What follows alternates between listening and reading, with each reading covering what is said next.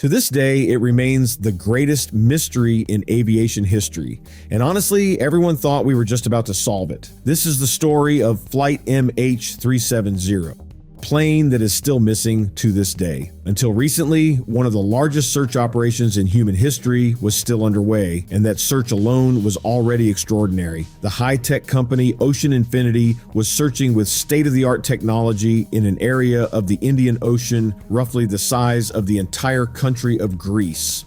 But then the unbelievable happened. In the spring of 2026, the gigantic search operation was suddenly called off without finding anything, and yet they had been almost certain. The aircraft had to be here. So why did they find nothing? And why is the fact that this area is empty almost as spectacular as finding the aircraft itself? Those are exactly the questions we are going to look at now. Because at first, everything looked promising. Ocean Infinity left absolutely nothing to chance and relied on completely new technology. They sent the Armada 86, one of the most advanced search vessels in the world, into the southern Indian Ocean, exactly to the place where, according to their calculations, the aircraft should have crashed. From this specialized vessel, several underwater robots were then lowered into the depths, and not just any robots. The drones, called Hugin 6000, were able to operate completely autonomously. On top of that, they scanned the seabed using swarm intelligence. That means up to 6 of these extremely expensive robots dived down at the same time. They communicated with one another underwater and scanned the seabed with cutting-edge sonar down to centimeter-level precision. In theory, that was the perfect technology for this mission. But reality turned out very differently.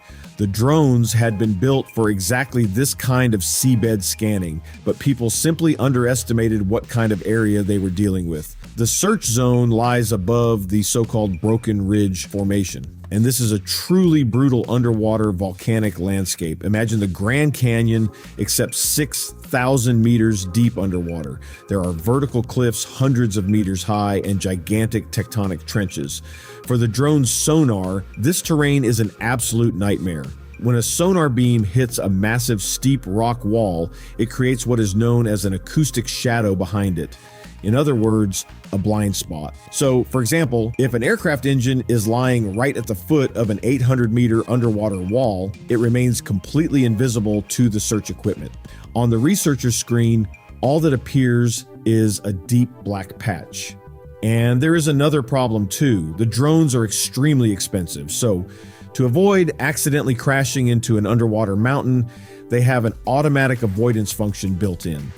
As soon as the terrain becomes too steep, the drones simply rise higher. Clever in principle, but the higher the drones rise, the blurrier the sonar image of the seabed becomes. Smaller pieces of debris may then no longer be detected at all. On top of that, heavy wreckage often sinks meters deep into soft deep sea mud over the years. In plain terms, this means that even if MH370 is lying in this area, there is a real chance that the robots simply flew right over it blindly. But is the aircraft even there at all, or is it somewhere completely different? This exact question brings us to what may be the most consequential mistake of the entire search. But to understand that, we need to go back for a moment. When Flight MH370 disappeared in March 2014, all radar systems switched off shortly after takeoff. The aircraft made an extremely sharp turn and flew out toward the open sea. After that, it was invisible to normal radar. That is also what makes the MH370 case so unbelievably difficult to solve. We know almost nothing about the aircraft's path. The only clue investigators still had consisted of exactly 7 small automatic radio signals, so-called pings. These pings were exchanged between the aircraft and an old communication satellite called Inmarsat. But because Malaysia Airlines wanted to save money at the time, they had only booked a cheap basic package. Unfortunately, that package did not transmit any GPS data at all. So investigators only had the pure travel time of the signal. From that, they calculated 7 rings around the globe. The final ring went down in history as the famous 7th arc. To figure out whether the aircraft flew north or south, the experts used what is known as the Doppler effect. And this is where things get wild. The Inmarsat satellite was old. It was not fixed rigidly in space. Instead, it wobbled around the Earth in a kind of figure-8 pattern. At the same time, after a power failure on the aircraft, there were temperature fluctuations in the onboard electronics. The researchers had to mathematically remove all of these tiny sources of interference. After that, they reached the conclusion the aircraft definitely flew south. The authorities assumed that the aircraft flew on autopilot until, at some point, the fuel ran out. Then the engines failed. After that, according to the theory, the huge Boeing crashed into the sea uncontrollably, almost vertically like a stone. It was precisely because of this theory that they drew an extremely narrow search area around the seventh arc. But what if this theory was completely wrong? What if ocean infinity simply burned through millions because they were searching in the wrong place? In fact, more and more people are doubting this official search area. A well-known aviation engineer named Richard Godfrey caused a huge stir some time ago. He claimed that he had found the aircraft's route using a worldwide amateur radio network.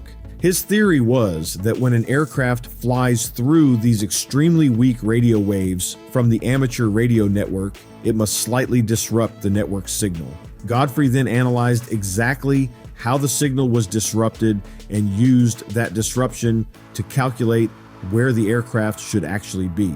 At first, that sounded like a brilliant solution, but scientists completely tore this theory apart. Physicists ran the numbers. The energy reflected by an aircraft thousands of kilometers away is unbelievably small. To be exact, the signal is more than 100,000 times too weak to be detected by any software in the world. It simply disappears completely into the Earth's natural background noise. The anomalies Godfrey found were simply normal fluctuations caused by solar winds, so that trail led nowhere. But another theory is now being taken extremely seriously by experts, and that is the theory of an active pilot, because there is solid evidence that the aircraft did not simply crash blindly into the ocean. Years ago, a wing part from MH370 washed up on the island of La Réunion, the so-called Flaperon. Canadian air crash investigator Larry Vance examined the damage to that part very closely, and his finding was absolutely shocking. The marks on the wing showed one thing beyond any doubt. The flaps were extended when the aircraft hit the water, and that means there was an active pilot at the controls until the very end. He carried out a controlled ditching, similar to the famous pilot Sully on the Hudson River, except in the wild waves of the ocean. But if that is true, it changes everything. A Boeing 777 does not fall like a stone. It glides, and it glides extremely far. After the fuel ran out, the pilot could easily have flown the aircraft another 120 kilometers. Researcher Vincent Line even went one step further and introduced the so-called Penang longitude hole theory. The captain of Flight MH370 had his own flight simulator at home where he repeatedly practiced unusual maneuvers, especially shortly before his final real flight. At the time, the FBI analyzed deleted data they found on that flight simulator. Among other things, they discovered a route he had practiced over and over toward the end. It looked as though it simply led straight out into the middle of the ocean. But researcher Vincent Line realized that this flight did not lead just anywhere. It led directly to one very specific target, the PL hole. This is an extremely deep geological depression, almost 6,000 meters deep. This theory fits in a frighteningly perfect way. Even underwater microphones picked up strange noises at the time. These sound signals at the Perth Canyon arrived exactly 16 minutes after the suspected crash. The official search was never able to explain that. But Line's glide theory solves this mystery down to the exact minute. Ultimately, that means Ocean Infinity searched with the best technology in the world exactly where the government wanted them to search. But the wreckage is probably lying hundreds of kilometers farther east, inside a gigantic underwater crater. Now, you are probably asking yourselves, why not just send the underwater drones there? Why was the search completely called off if there are these extremely convincing leads? The answer is pretty cynical. It is simply about money and geopolitics. The search contract with Ocean Infinity ran until June 2026, and it was not extended. Because in reality, none of the parties involved still has a genuine interest in solving the mystery. Let us start with Malaysia. The Malaysian government was under massive criticism from day one. Its Air Force even had the aircraft on radar at the time, but nobody reacted. So it was a complete failure of air defense. If the wreckage is found now and the black box is analyzed, all of these serious mistakes could come to light. But for Malaysian politics, an unsolved case is obviously much easier to live with than a concrete international scandal. China is no longer getting involved either. Although most of the victims on board were Chinese, Beijing has now quietly buried the matter.